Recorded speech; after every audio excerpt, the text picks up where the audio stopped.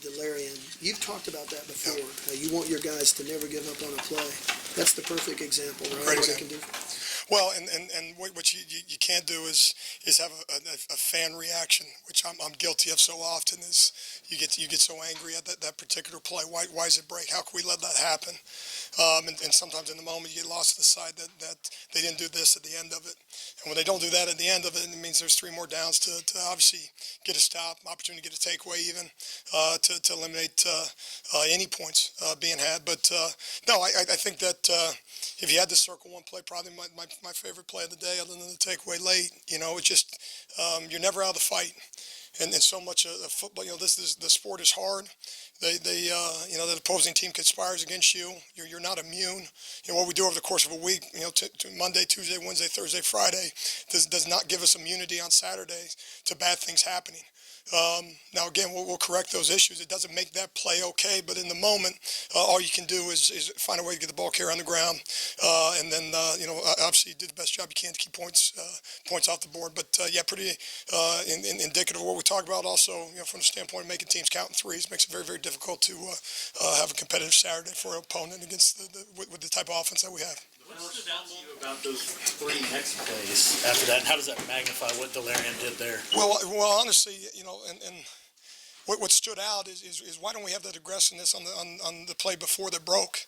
Why is it that we have to be in that situation to all of a sudden have guys play downhill like that? I don't think that has to be on the goal line to play that way, and that wasn't some magic call where we're all of a sudden we just turn everybody loose and just let's all blitz everybody. That wasn't that. And then when we have similar calls in the field, and so that's kind of the message that we have with the guys at halftime is why all of a sudden, from a situational standpoint, it dictates how we play. But what stood out again was just the aggressiveness, the want to, and I guess the mental fortitude, mental toughness to find a way to get a stop down there and hold them to a field goal. So certainly some. That's a positive, and what you can now do is you got video evidence. You can now show them and say, this is what we're talking about. It can be done, should be done, and we can find a way to get it done. The forced fumble by Neville later in the game.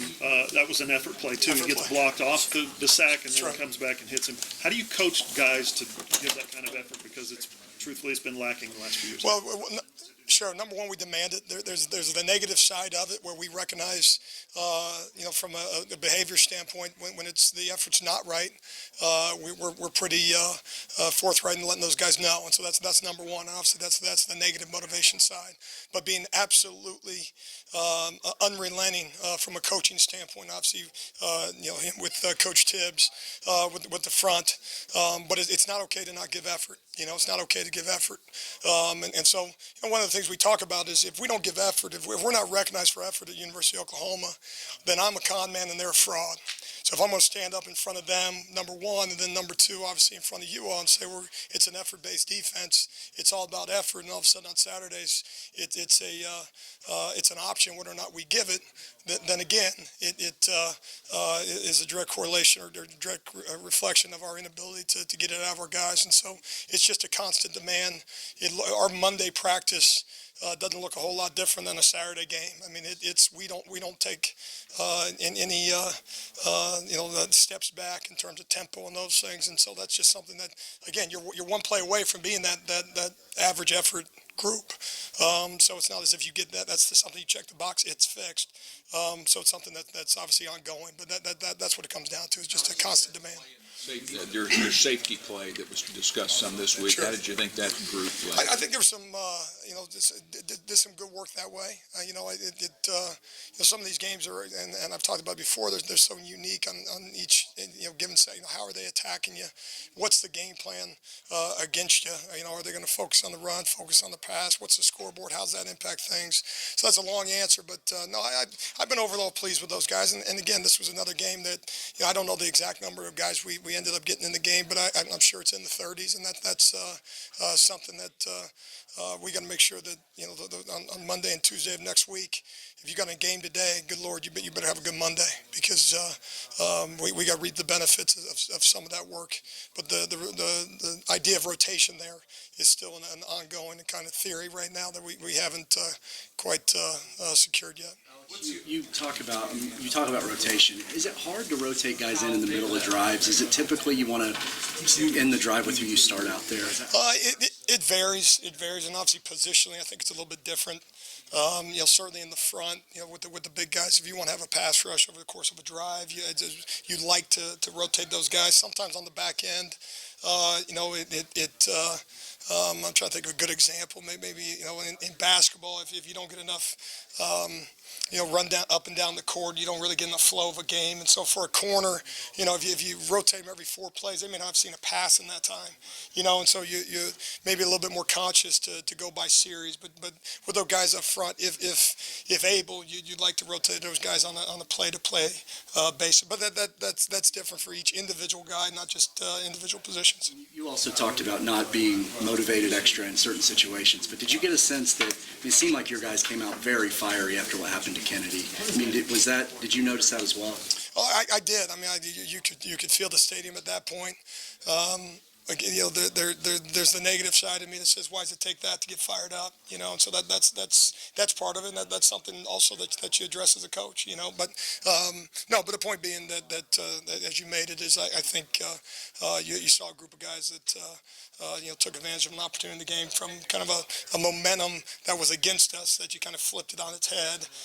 And I think it's a pretty good example also from a crowd standpoint, the impact that they can have for us. Even on that drive, you had back-to-back 15-yard penalties. I mean, is that sort of a balance of? I mean, they were obviously fired up and playing aggressive, but had the penalties. I mean, how do you address that? Yeah, and what you can't do is, as a coach, you can't say penalties are okay. You can't go down that road. Because it becomes a slippery slope.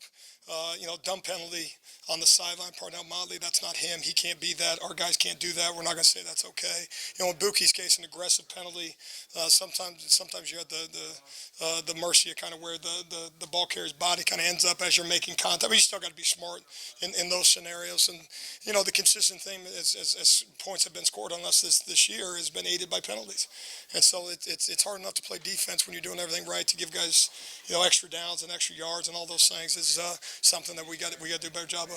Alex, your thoughts on Trajan and just how he played? You talk about penalties, is that just being aggressive, mental mistakes and such?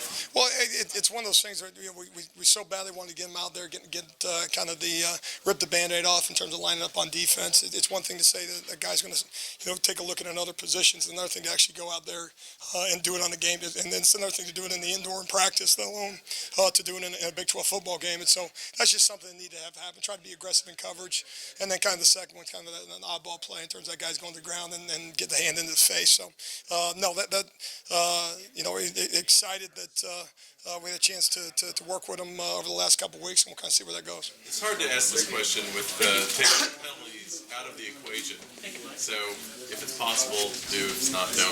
But those 3 snaps after the interception that we were just talking about, I presume you can play on such an edge that it's counterproductive. Sure. And they had to be revved high, and yet they made 3 terrific, defensive plays afterwards. Does that tell you something about your defense? Do you learn something?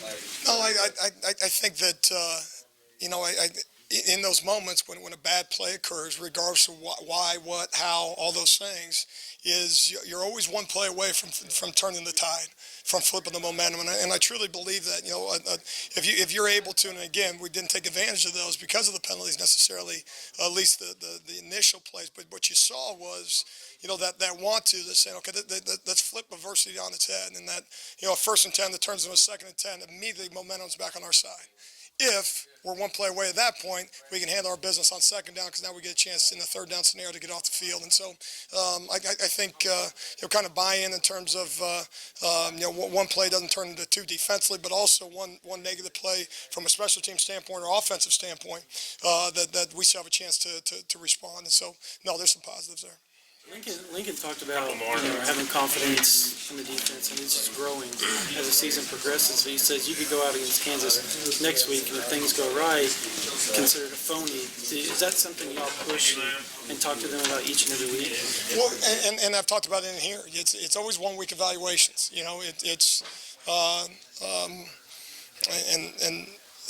golf. I mean, you birdie the first hole. If you triple bogey the second, it doesn't do you a whole lot of good in the scoreboard.